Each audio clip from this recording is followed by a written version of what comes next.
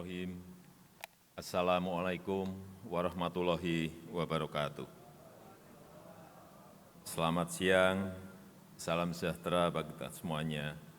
Om Swastiastu, Namo Buddhaya, salam kebajikan. Yang saya hormati Wakil Presiden Republik Indonesia, Bapak Profesor Kiai Haji Ma'ruf Amin. Yang saya hormati pimpinan dan anggota Dewan Perwakilan Rakyat Republik Indonesia, yang saya hormati pimpinan dan anggota Dewan Perwakilan Daerah Republik Indonesia, yang saya hormati pimpinan dan anggota lembaga-lembaga negara, yang saya hormati para Menteri Kabinet Indonesia Maju, Panglima TNI, Kapolri, Kepala Lembaga Pemerintahan, dan Jaksa Agung. Hadirin sekalian dan saudara-saudara sebangsa dan setanah air. Pandemi COVID-19 telah menjadi bencana kesehatan dan kemanusiaan di abad ini yang berimbas pada semua lini kehidupan manusia.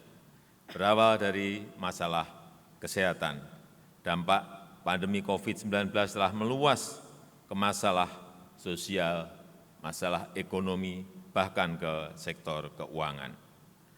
Penanganan yang luar biasa telah dilakukan oleh banyak negara, terutama melalui stimulus fiskal. Jerman mengalokasikan stimulus fiskal sebesar 24,8% dari PDB-nya. Namun pertumbuhannya terkontraksi minus 11,7% di kuartal kedua 2020. Amerika Serikat mengalokasikan 13,6% dari PDB, namun pertumbuhan ekonominya juga minus 9,5%.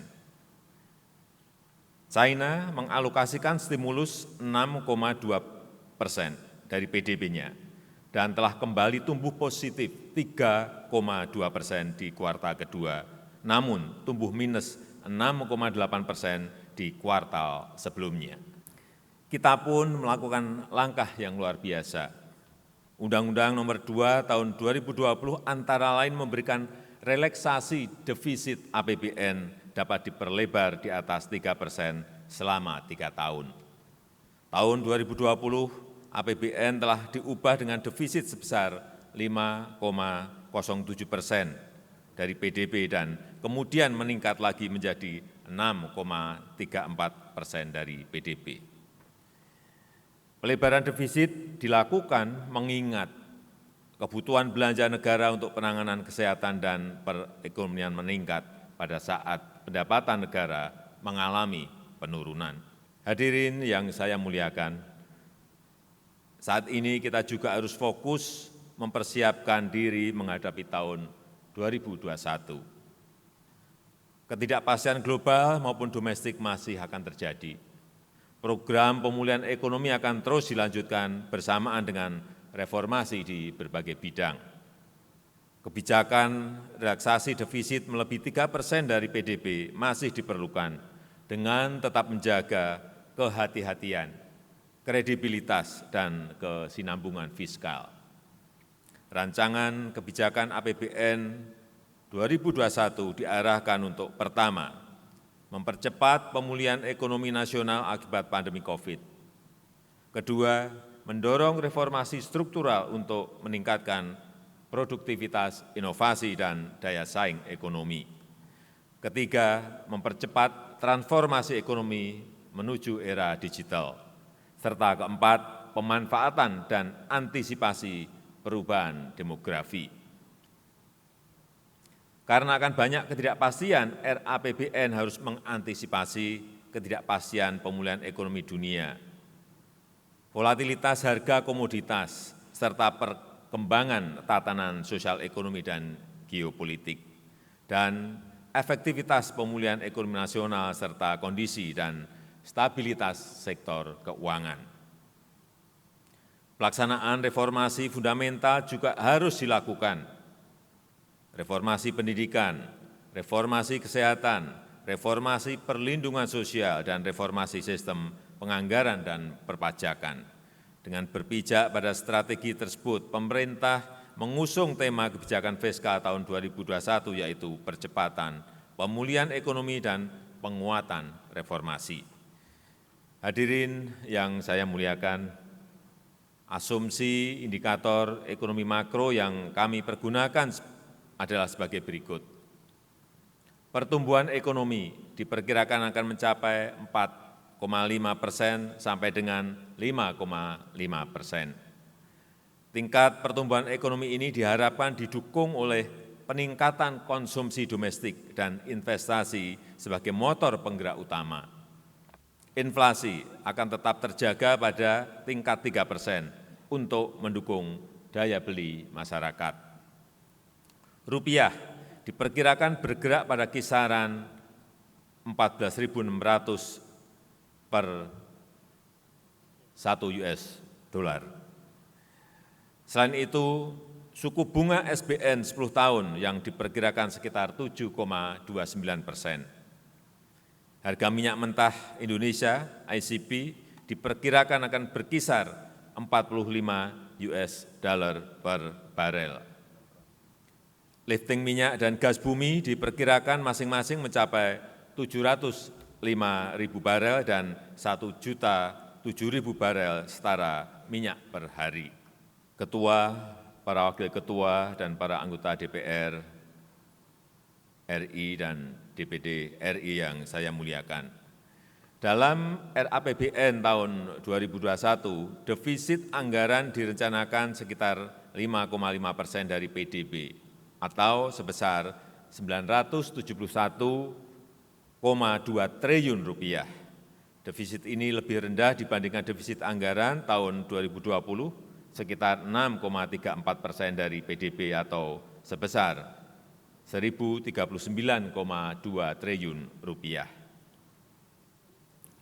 Anggaran kesehatan direncanakan sebesar 169,7 triliun rupiah atau setara 6,2% APBN dan diarahkan terutama untuk peningkatan dan pemerataan dari sisi suplai serta dukungan untuk pengadaan vaksin, meningkatkan nutrisi ibu hamil dan menyusui, balita, penanganan penyakit menular, serta akselerasi penurunan stunting.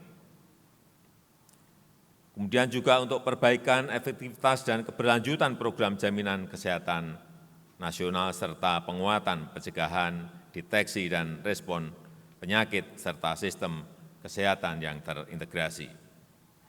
Anggaran pendidikan tahun 2021 sebesar 549,5 triliun rupiah atau 20% dari APBN akan difokuskan untuk meningkatkan kualitas SDM, kemampuan adaptasi teknologi, peningkatan produktivitas melalui pengetahuan ekonomi di era industri 4.0. Pemerintah akan melakukan reformasi pendidikan melalui transformasi kepemimpinan kepala sekolah, transformasi pendidikan dan pelatihan guru, mengajar sesuai tingkat kemampuan siswa, standar penilaian global, serta kemitraan daerah dan masyarakat sipil. Selain itu, dilakukan kebijakan lainnya di bidang pendidikan melalui penguatan program vokasi dan kartu prakerja, penguatan penyelenggaraan PAUD, peningkatan efektivitas penyaluran bantuan pendidikan lewat BOS, PIP, dan LPDP, percepatan peningkatan kualitas sarpras pendidikan terutama untuk daerah 3T, tertinggal, terdepan, dan terluar, serta penajaman KIP kuliah dan pendanaan pendidikan tinggi. Pembangunan teknologi komunikasi dan informasi ICT di tahun 2021 dengan anggaran 30,5 triliun rupiah, termasuk melalui TKDD, difokuskan untuk mengakselerasi transformasi digital untuk penyelenggaraan pemerintahan, mewujudkan pelayanan publik yang efisien dan cepat seperti bidang pendidikan, kesehatan, dan pemerintahan, mengkonsolidasi dan mengoptimasi infrastruktur dan layanan bersama, serta mewujudkan inklusi masyarakat di wilayah prioritas pembangunan dan mendorong kesetaraan dengan tambahan akses internet pada sekitar 4.000 desa dan kelurahan di daerah 3T. Pembangunan infrastruktur di tahun 2021 dianggarkan sekitar 414 triliun rupiah yang utamanya untuk pemulihan ekonomi, penyediaan layanan dasar, serta peningkatan konektivitas. Pandemi COVID-19 menunjukkan bahwa ketersediaan dan berfungsinya infrastruktur digital menjadi sangat penting dan strategis. Dengan demikian, belanja infrastruktur diarahkan untuk penguatan infrastruktur digital dan mendorong efisiensi, logistik, dan konektivitas. Infrastruktur padat karya yang mendukung kawasan industri dan pariwisata, serta pembangunan sarana kesehatan masyarakat dan penyediaan kebutuhan dasar seperti air, sanitasi, dan pemukiman. Untuk ketahanan pangan di tahun 2021 dianggarkan sekitar 104,2 triliun rupiah yang diarahkan untuk mendorong produksi komoditas pangan dengan membangun sarana, prasarana, dan penggunaan teknologi, revitalisasi sistem pangan nasional dengan memperkuat korporasi petani dan nelayan, dan distribusi pangan, serta pengembangan kawasan pangan berskala luas atau food estate untuk meningkatkan produktivitas pangan. Selain itu, pemerintah berkomitmen untuk meningkatkan kesejahteraan petani dan nelayan dengan mentargetkan nilai tukar petani atau NTP dan nilai tukar nelayan atau NTN sebesar 102 sampai dengan 104 di tahun 2021. Dukungan perlindungan sosial di tahun 2021 dianggarkan sebesar 419,3 triliun rupiah yang diarahkan untuk percepatan pemulihan sosial dan mendukung reformasi sistem perlindungan sosial secara bertahap. Langkah perlindungan sosial dilakukan melalui bantuan pada masyarakat melalui program Keluarga Harapan, Kartu Sembako, Bansos Tunai, dan Kartu Prakerja. Mendorong program reformasi perlindungan sosial yang komprehensif berbasis siklus hidup dan antisipasi aging population. Penyempurnaan data terpadu DTKS dan perbaikan mekanisme penyaluran program perlindungan sosial serta penguatan monitoring dan evaluasi. Reformasi sistem perlindungan sosial secara bertahap ini sangat penting dalam mendukung upaya pengentasan kemiskinan ekstrem di tahun 2024. Pembangunan pariwisata di tahun 2021 dianggarkan sebesar 14,4 triliun rupiah yang diarahkan untuk mendorong pemulihan ekonomi di sektor swasta, di sektor pariwisata. Kebijakan yang dilakukan melalui pemulihan pariwisata dengan pengembangan destinasi pada 5 fokus kawasan Danau Toba, Borobudur, Mandalika, Labuan Bajo, dan Likupang. Pengembangan aspek 3A, atraksi, aksesibilitas, dan amenitas, serta peningkatan pada 2P, promosi dan partisipasi pelaku usaha swasta.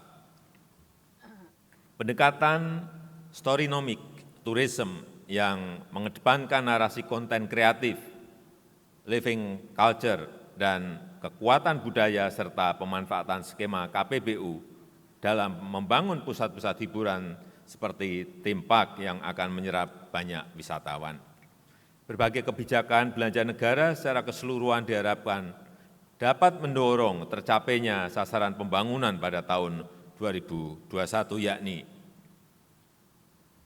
tingkat pengangguran 7,7 sampai dengan 9,1%, tingkat kemiskinan di kisaran 9,2 sampai dengan 9,7% dengan menekankan pada penurunan kelompok miskin ekstrim, tingkat ketimpangan di kisaran 0,377 sampai dengan 0,379, serta indeks pembangunan kualitas manusia IPM di kisaran 72,78 sampai dengan 72,95.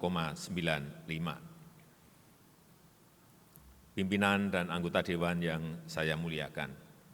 Seiring dengan pentingnya kelanjutan pemulihan ekonomi nasional, pada RAPBN tahun 2021 dialokasikan anggaran sekitar Rp356,5 triliun yang diarahkan untuk: pertama, penanganan kesehatan dengan anggaran Rp25,4 triliun untuk pengadaan vaksin antivirus, sarana dan prasarana kesehatan, laboratorium, litbang, serta bantuan iuran BPJS untuk PPBU. Kedua, perlindungan sosial pada masyarakat menengah ke bawah sekitar Rp110,2 triliun melalui program Keluarga Harapan, Kartu Sembako, Kartu Prakerja, serta Bansos Tunai.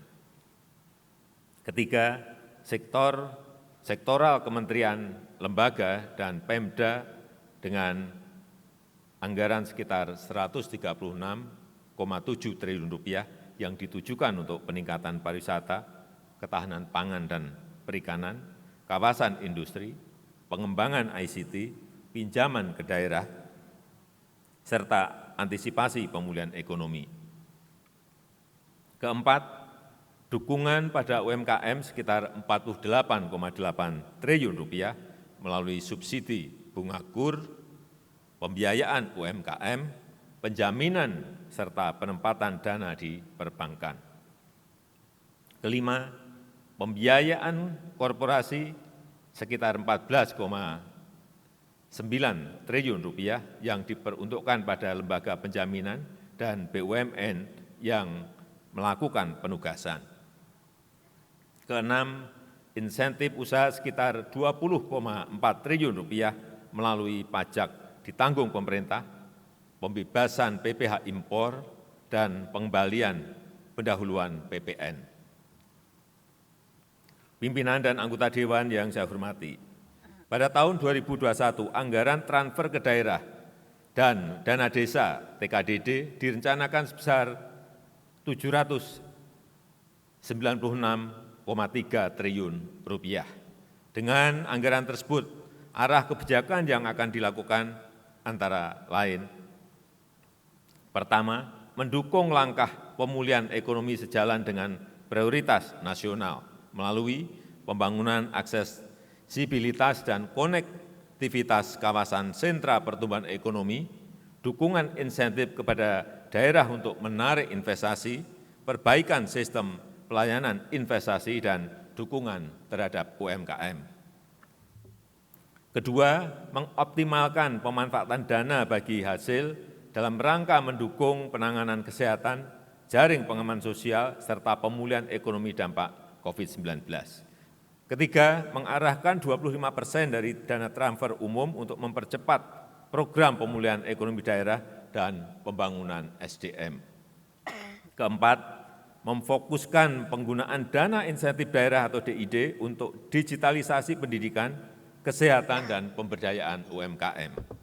Kelima, refocusing dan simplifikasi jenis bidang dan kegiatan DAK fisik yang bersifat reguler dan penugasan.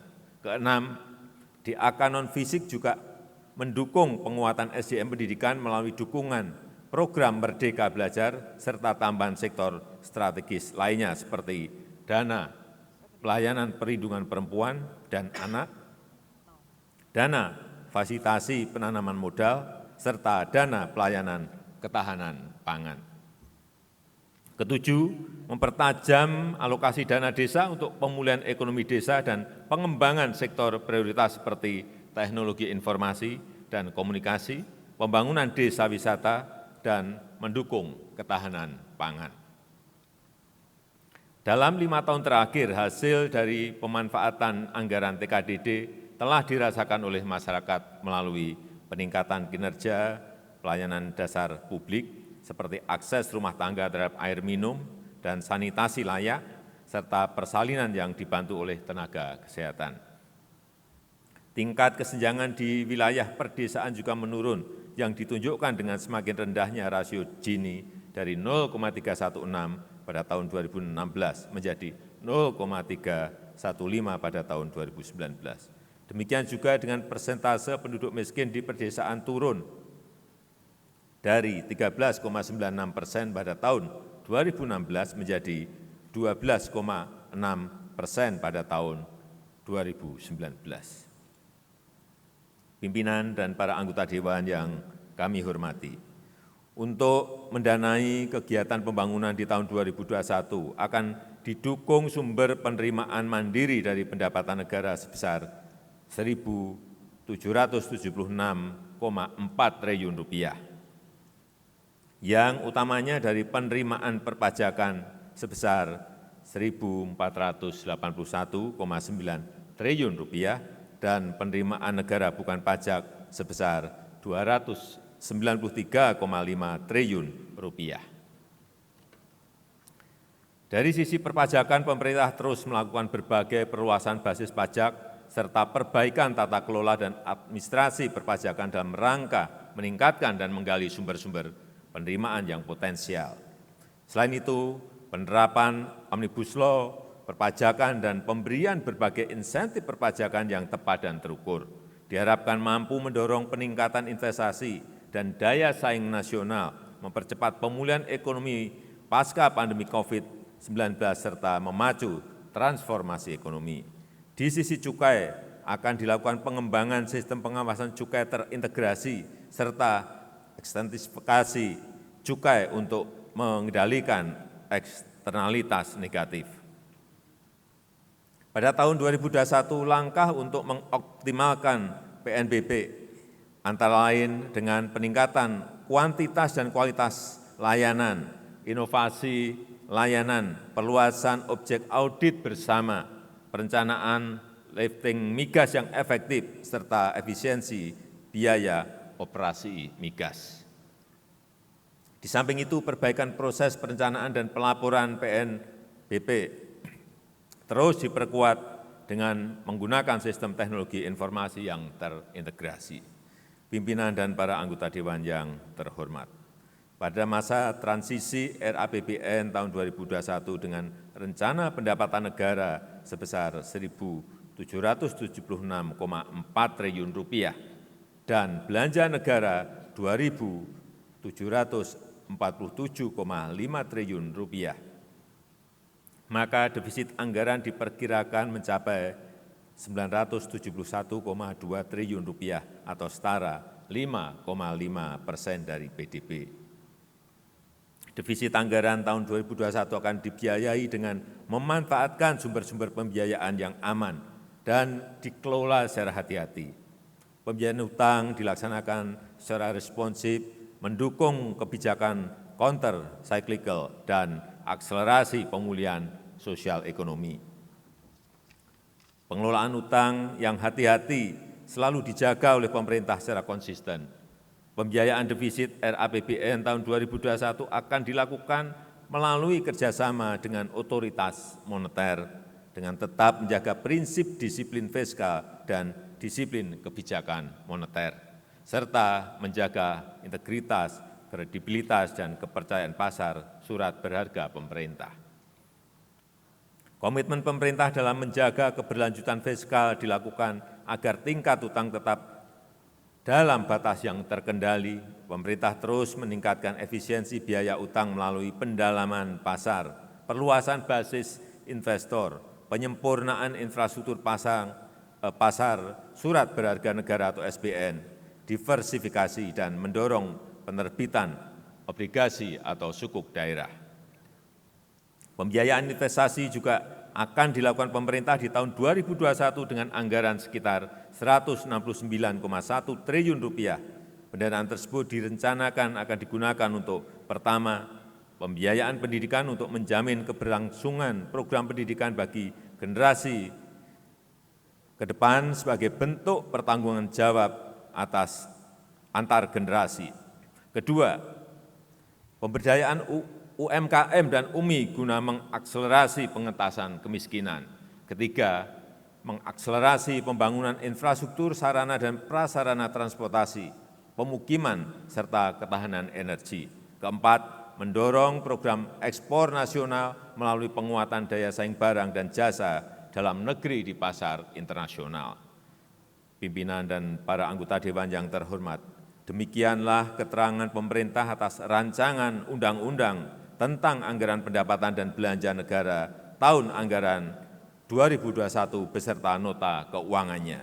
Besar harapan kami, pembahasan RAPBN tahun 2021 dapat dilakukan secara konstruktif demi mewujudkan Indonesia yang maju, bermartabat, berdaulat, mandiri, dan berkepribadian berdasarkan Pancasila dan Undang-Undang Dasar 1945. Semoga Allah Subhanahu wa Ta'ala senantiasa memberikan rahmat, berkah dan ridho-Nya bagi kita semuanya dalam menjalankan amanah seluruh rakyat Indonesia. Dirgahayu Republik Indonesia, Dirgahayu Negeri Pancasila. Terima kasih. Wassalamualaikum warahmatullahi wabarakatuh. Om Santi Santi Santi Om. Namo Buddhaya. Salam kebajikan. Terima kasih.